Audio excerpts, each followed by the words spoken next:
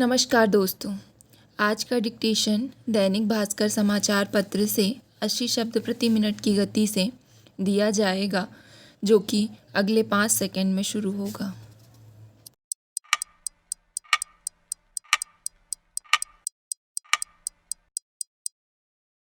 विपक्षी दलों के पास खुश होने की वजहें हैं यह कि वे पटना में एक मंच पर आ सकें, लेकिन उन्हें यह भी समझना होगा कि काम अभी शुरू ही हुआ है और आगे की राह बड़ी मुश्किल है। हालांकि पटना में 15 विपक्षी दल एक जाजम पर आए थे, लेकिन कई ऐसे दल वहां से गैर मौजूद भी रहे जिनका अपने राज्य में खासा जनाधार है। इनमें से कुछ जैसे कि बसपा, बीआरएस, टीडीपी, अकाली दल और एआईएमआईएम को निमंत्रित नहीं किया गया था। वहीं रालोद, बीजद और जगन मोहन रेड्डी की वाईएसआरसीपी ने बैठक से दूरी बनाए रखी। आम राय यह है कि अगर ये 15 पार्टियां भी एकजुट रहीं तो वे 2024 के लोकसभा चुनावों में भाजपा को गंभीर चुनौती दे सकेंगी।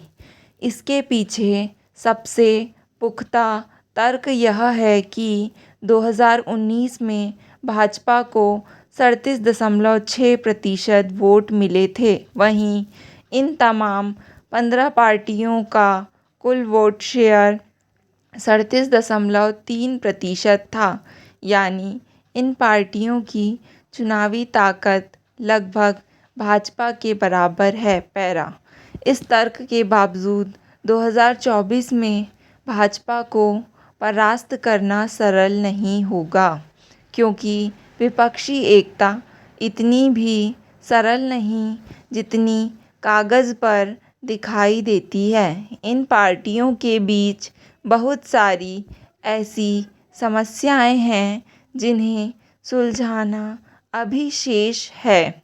अगर हम इस सबसे महत्वपूर्ण प्रश्न को रहने भी दें कि भाजपा विरोधी संयुक्त विपक्ष का चेहरा कौन होगा, तब भी एक ऐसे संयोजक या समन्वयक की ज़रूरत तो होगी ही जो विभिन्न मसलों पर भिन्न भिन्न पार्टियों से संवाद कर सके।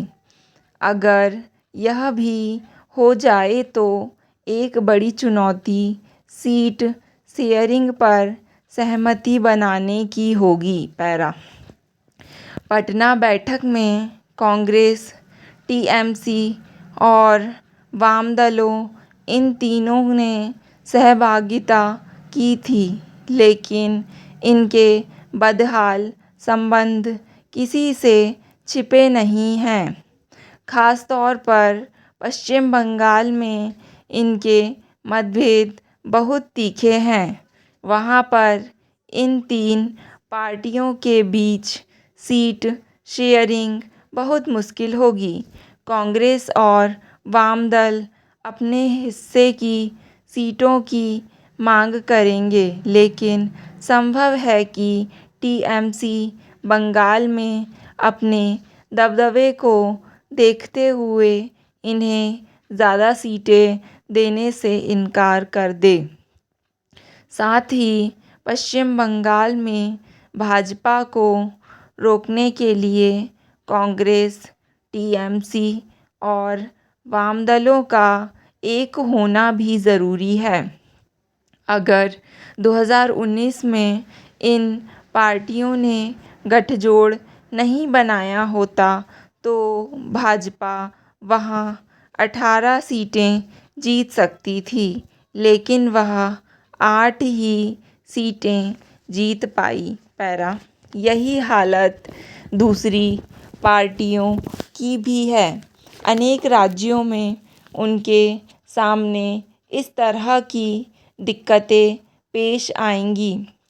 सीट शेयरिंग का कोई भी फॉर्मूला सर्वमान्य नहीं हो सकता है। इसके लिए किसी राज्य में या तो पिछले लोकसभा चुनाव के वोट शेयर को मानदंड माना जाएगा या पिछले विधानसभा चुनाव के वोट शेयर को। कांग्रेस और आम आदमी पार्टी के संबंधों में तो पहले ही खटास आ गई है, लेकिन हम मान भी लें कि कांग्रेस और आम आदमी पार्टी दोनों ही भाजपा के विरुद्ध बनाए गए साझा मोर्चे का हिस्सा बनेंगी, तो भी दिल्ली और पंजाब में इन दोनों पार्टियों के बीच सीटों का बंटवारा किस आधार पर किया जाएगा? अगर 2019 के वोट शेयर के फॉर्मूले पर चलें तो कांग्रेस लाभ की स्थिति में रहेगी, लेकिन अगर दिल्ली और पंजाब में हुए विधानसभा चुनावों को मानदंड माने तो आम आदमी पार्टी का दावा मजबूत होगा। ऐसे में सवाल उठता है कि कौन सी पार्टी दूसरी के लिए जगह छोड़ेगी।